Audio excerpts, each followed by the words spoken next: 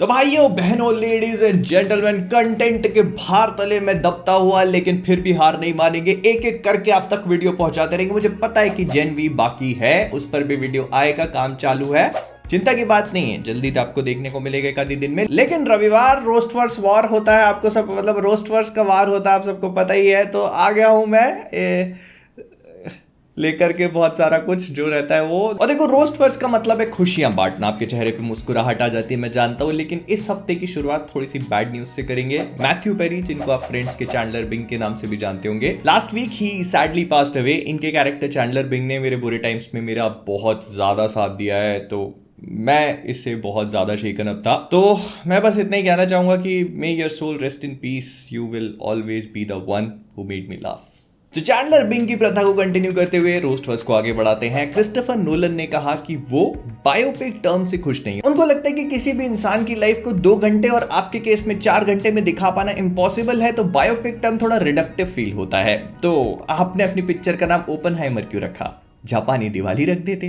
फिर इसके बाद ब्लमहाउस वालों ने अपनी अगली मूवी इमेजिनरी का ट्रेलर रिलीज किया। ये मूवी थिएटर्स में 8 मार्च को रिलीज होगी और इनके अकॉर्डिंगली इस पिक्चर को देखने के लिए व्यूअर्स को अपनी आंखें बंद करके इस पिक्चर को देखने मतलब सुनने की जरूरत है, क्योंकि इसके लिए उनका इमेजिनेशन लगेगा और जो वो इमेजिन कर लेंगे वो पिक्चर बन जाएगी। तो फिर पिक्चर बनाई क्यों? हम पूरी पिक्चर इमेजिन कर लेते, वैसे भी बहुत वाइल्ड है हमारा imagination. Speaking of trailer releases, इस हफ्ते काफी सारे ट्रेलर रिलीज हुए, जिसमें से एक और भी था kingdom of the planet of the apps का, जो अगर आप लोगों ने देख लिया हो तो मुझे बताना कि आपको कमेंट्स में कैसा लगा। एंड आई एम ग्लैड कि कोई तो पिक्चर है जो स्ट्राइक के चलते डिले नहीं हो रही है, क्योंकि इसमें एक्टर्स का बहुत ज्यादा काम नहीं है। तो SAG-AFTRA वालों की जो स्ट्राइक है वो थोड़ी सी प्रोग्रेस कर चुकी है और ऐसा सुनने में आ रहा है कि इनकी और प्रोड्यूसर्स की जो एसोसिएशन है वो अब एक डील को क्रैक करने के काफी क्लोज पहुंच चुके हैं। एट दिस मोमेंट जब मैं वीडियो को शूट कर रहा हूं तो ये लोग वीकेंड पे मिलने वाले हैं और प्रोबेबली अगले हफ्ते तक कोई ना कोई डील क्रैक कर लेंगे। फिर नेक्स्ट, अगर आप टेरिफायर फ्रेंचाइजी के फैन हैं तो खुशखबरी है, क्योंकि टेरिफायर 3 बन रही है। बनेगी कैसे नहीं, लोगों को इतनी पसंद आ रही थी। लेकिन इसके डायरेक्टर ने कहा है कि वो टेरिफायर 3 के साथ कुछ नया करने का प्लान कर रहे हैं, लेकिन चिंता करने की जरूरत नहीं है, बहुत ज्यादा नहीं। उन्होंने कहा है कि वो कुछ नया नहीं करेंगे, 50% चीजें वही रखेंगे जो लोगों को पसंद आ रही थी, 50% चीजों के साथ खेला किया जाएगा। अच्छी बात है, बस इसको देखने के बाद खुद की आंखें निकाल के खुद खानी पड़ेगी, ताकि पेट के तेजाब में धुल के साफ होके टट्टी में बाहर निकल सके दोबारा इस्तेमाल होने के लिए। फिर इसके बाद मार्वल्स की 1000वीं, लाखवीं, करोड़वीं क्लिप रिलीज कर दी गई। अब इसमें मल्टीवर्सल सागा का भी कुछ ऐसे टीज वीज डाल दिया इन लोगों ने। क्या मजबूरी है आप लोगों की? अगर पहली बार में पिक्चर अच्छी नहीं, अगर पहली बार में इस पिक्चर का आइडिया जिसको आया है उसको गोली मार दी होती तो ये दिन देखना नहीं पड़ता आपको। फिर इसके बाद स्टूडियो लोग अपने एक्टर्स को पैसा देने के लिए तैयार नहीं है, लेकिन जैसी ब्रिटनी स्पीयर्स की वुमेन इन मी नाम की मेमोआ अंग्रेजों के लिए बिकने के लिए आई, तो उसको डॉक्यूमेंट्री बनाने के लिए सब लोग बिडिंग वॉर में पड़ चुके हैं। और ये कोई नई बात है भी नहीं, जैसे किसी सेलिब्रिटी का पर्सनल ट्रॉमा सड़क पे बिकने के लिए आता है, सारे के सारे स्टूडियो वाले पहुंच जाते हैं चील कुत्तों की तरह। क्या मतलब है कि अगली हार्ली क्विन पिक्चर यही होगी। फिर इसके बाद फ्रांसिस लॉरेंस, जो अपेरेंटली कॉन्स्टेंटिन 2 पे काम कर रहे हैं, कियानू रीव्स वाली, उनके हिसाब से अगर आपने पिछला रोस्टर्स देखा हो तो इस हफ्ते उन्होंने कहा है कि उनकी कॉन्स्टेंटिन 2 वेरी मच R-rated होगी।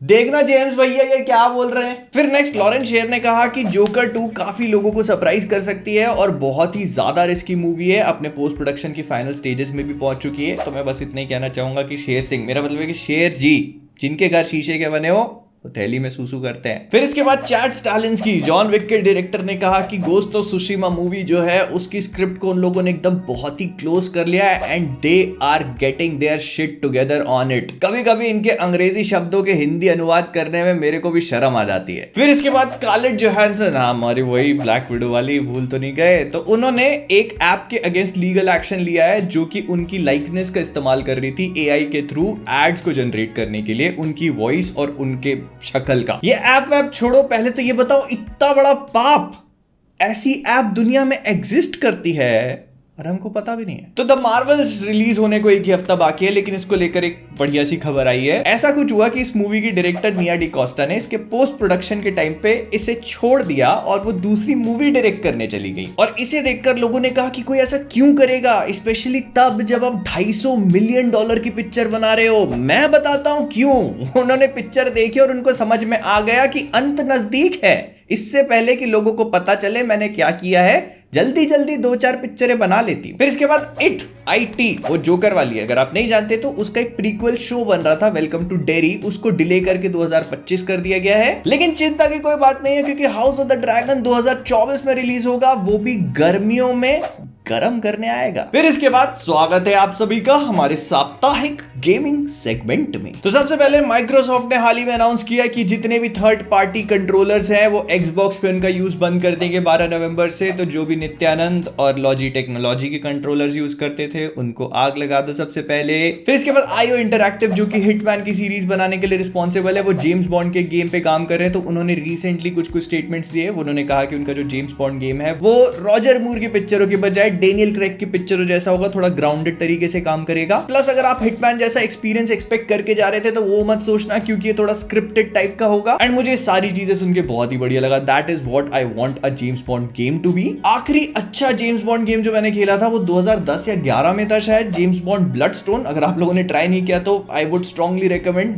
बहुत ही बढ़िया था वो। फिर इसके बाद ऐसा बोला जा रहा है कि फैंटास्टिक 4 मूवी जो है उसका वर्किंग टाइटल ब्लू मून है। जिस हिसाब से अपने कास्टिंग अनाउंसमेंट अभी तक नहीं करे हैं उस हिसाब से तो ईद का चांद रख देते ज्यादा बेटर होता। फिर इसके बाद कॉलिन फेरेल के पेंगुइन का शो जो है, जो हमारे रॉबर्ट पैटिंसन के बैटमैन यूनिवर्स में सेट है, उसको डिले करके 2024 के फॉल में कर दिया गया है। वैसे भी समर में तो आ नहीं सकता था, ठंड का जानवर जो है ना। फिर नेक्स्ट मार्वल ने एको का ट्रेलर ड्रॉप करने के बाद कुछ चीजें और भी अनाउंस करी। उन्होंने कहा कि वो मार्वल स्पॉटलाइट करके एक नया बैनर चला रहे हैं। उसके अंडर जितनी भी चीजों को रिलीज किया जाएगा वो एक्चुअली MCU में तो सेट होंगी लेकिन वो कैरेक्टर ड्रिवन होंगी। मतलब वो MCU के प्लॉट को आगे बढ़ाने से ज्यादा उस कैरेक्टर के ऊपर फोकस करेंगी। और उस बैनर के अंडर रिलीज होने वाली पहली चीज एको होगी। ना जो लोग इस बात को नहीं समझ पाए उनके लिए और सिंप्लीफाई कर देता हूं कि एको जो है वो MCU की कहानी आगे बढ़ाने के बजाय अपनी कहानी पे फोकस करेगी। That is Marvel spotlight for you. और हाँ, इसके टोटल 5 एपिसोड होंगे जो एक साथ रिलीज हो जाएंगे 10 जनवरी को। प्लस अगर आप लोगों ने मेरा ब्रेकडाउन वाला वीडियो नहीं देखा तो यहां फ्लैश हो रहा है,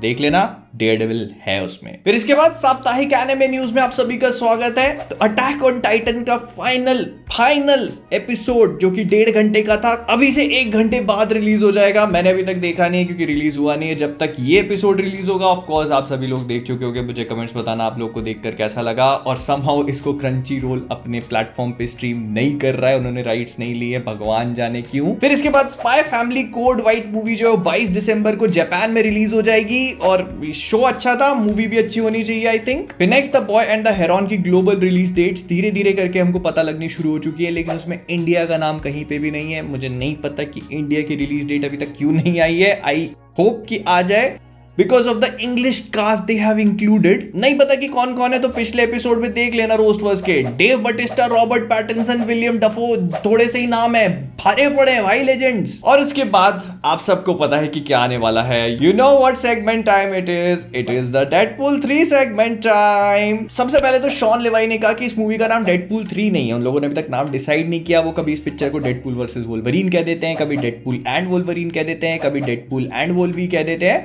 तो मतलब वो कंफर्म नहीं कर पाए। मैं बताता हूं क्या रखना है, डेडपूल 3 और लाश को जिंदा करने की कोशिश नहीं, वो लोगन की बात नहीं कर रहा हूं। स्पीकिंग ऑफ विच, शॉन लेवाई ने ये बात भी कंफर्म कर दी है कि ये मूवी जो है वो लोगन के साथ कैनन होने वाली है। मतलब लोगन पिक्चर जो थी वो अब डेडपूल 3 से कैनन होगी, जिसका मतलब है कि लोगन अब MCU में भी कैनन हो चुकी है। लेकिन 1 मिनट, इसका मतलब तो ये हो गया कि फिर आप लोगन वाले यूनिवर्स में जाके लोगन को जिंदे करोगे, लेकिन फिर आपने बोला था कि लोगन को तो आप टच नहीं करने वाले, उसका क्या हुआ? और तो और शॉन लिवाई ने ये भी कहा कि जब उन्होंने ह्यूज जैकमैन को वो पूरा सूट बताया येलो और ब्लू और ब्लैक वाला और कहा कि तुमको ये पहनना है, तो ह्यूज जैकमैन का रिएक्शन था फक या कमाल की बात है, हमने भी यही कहा। प्लस ऐसा बोला जा रहा है कि डेडपूल 3 की मेन कहानी ये होगी कि TVA हर एक अलग अलग टाइमलाइन में जाएगा और वहां से उनके प्राइम सुपर हीरो के वेरिएंट्स को उठाएगा ताकि वो कैंग से फाइट कर सके। और उस पूरे प्लान में वोल्वरीन अभी तक ऑन बोर्ड नहीं है, तो डेडपूल और TVA वाले मिलकर उसको मनाने की कोशिश करेंगे। मतलब जो है वोल्वरीन दिलरुबा गर्लफ्रेंड है। बट फिर आती है एक बहुत ही ज्यादा खतरनाक खबर। ये बेसिकली वैरायटी का एक आर्टिकल था जिसने भी पब्लिश किया है। वो जो जर्नलिस्ट है वो खतरनाक आर्टिकल्स लिखने के लिए फेमस है। तो इस आर्टिकल को थोड़ा सा नमक मिर्च मसाले के साथ लेना, एक एक करके काफी सारी चीजें एक्सप्लेन करना शुरू कर देता हूं। सबसे पहले इस आर्टिकल में ऐसा बताया गया कि मार्वल स्टूडियोज में बहुत ही लपक के क्राइसिस चल रहा है। तो क्राइसिस क्या है वो मैं बता देता हूं। उन्होंने बताया कि मार्वल स्टूडियोज में वैसे तो हमेशा हरियाली रहती थी, लेकिन पिछले कुछ समय से उनकी मूवीज इतना अच्छा परफॉर्म नहीं कर रही हैं और आगे का फ्यूचर उनको इतना ब्राइट नहीं लग रहा। इस वजह से स्टूडियो के एग्जीक्यूटिव्स जो हैं वो पैनिक करने लगे हैं and that is why they have started to make a lot of changes, और वो सारे के सारे चेंजेस निम्नलिखित हैं। सबसे पहले तो मार्शाला अली जो है वो ब्लेड छोड़ने को ही तैयार हो चुके हैं। ऐसा बोला जा रहा है कि ब्लेड में इतनी बार इतने सारे चेंजेस हो चुके हैं कि वो ब्लेड की स्क्रिप्ट से बिल्कुल भी खुश नहीं है, और एक पॉइंट पे तो ब्लेड की स्क्रिप्ट इस जगह पे पहुंच चुकी थी कि वहां पे 3 फीमेल लीड थी और ब्लेड जो है वो चौथी लीड पे पहुंच चुके थे। लेकिन फिर हमारे केविन जी जो है टोबी मास्टर, वो लोगन के राइटर माइकल ग्रीन को लेके आए, जिन्होंने एक बार फिर से ब्लेड की स्क्रिप्ट पे काम चालू कर दिया है। फिर दूसरी चीज ये निकल के आई कि एक नई एवेंजर्स मूवी जिसमें ओजी एवेंजर्स को लिया जाएगा, और ओजी एवेंजर्स से मेरा मतलब है कि जो पहली पिक्चर में हमने एवेंजर्स देखे थे ना, आरडीजे का आयरन मैन, स्कारलेट जोहानसन की ब्लैक विडो, इन सब को लेके आएंगे और नई मल्टीवर्स शेनानिगन्स के थ्रू नई जो मर गया है उसको जिंदा करेंगे। बट मुझे लगता है कि आइडिया बस ऐसे चने मूंगफली खाते हुए किसी ने टेबल पे थ्रो कर दिया होगा कि यार ऐसा भी तो करके देख सकते हैं, और इसको एक न्यूज में कन्वर्ट कर दिया गया। फिर इसके बाद जो बड़ी खबर है वो ये है कि मार्वल स्टूडियोज जॉनथन मेजर्स के कैंग से पिवट करके डॉक्टर डूम पे शिफ्ट करना चाहता है, because all the controversy that he has been around. मतलब वो लोग कैंग द कॉन्करर को छोड़ के मल्टीवर्सल सागा का विलन डॉक्टर डूम को बना देंगे all of a sudden, and we are suppose to be okay with it. तो देखो ये सारी चीजें वैरायटी के आर्टिकल में पब्लिश हुई थी, और अगर मैं अपने ऑनेस्ट थॉट्स एंड ओपिनियंस दूं तो ये सारी चीजें सांड की टट्टी हैं। I mean of course Marvel की मूवीज और शोज उस तरह से परफॉर्म नहीं कर रहे हैं, एंड ऑफ कोर्स वो लोग क्राइसिस से गुजर रहे हैं, लेकिन इसमें से बहुत सारी चीजों को पढ़ के ऐसा फील होता है जैसे नफरत का पसीना टपक रहा और यहाँ पे मेरी बाल्टी भर गई है उससे। तो इसी वजह से जब तक हमको किसी चीज का कंफर्मेशन नहीं मिलता हम लोग किसी भी चीज पर यकीन नहीं करेंगे। तो let us just wait and watch. और मैं खबरी हूं, खबर पहुंचाना अपना काम है, मैंने आपको बता दिया। आप अपने थॉट्स एंड ओपिनियंस मुझे कमेंट्स बताने, आपको जो भी लगता है। With that being said, हम इस लंबे चौड़े रोस्ट वर्स के एपिसोड को यहीं पर आप करेंगे। पसंद आओ लाइक कर देना, शेयर कर देना, और हाँ सब्सक्राइब करना मत भूलना। तो जाने से पहले कॉमिक वर्स से मैं हूं मोहित, और आप सभी लोग एज ऑलवेज मुझे कमेंट्स बताओ कि आपको क्या लगता है डेडपूल 3 का नाम क्या होना चाहिए।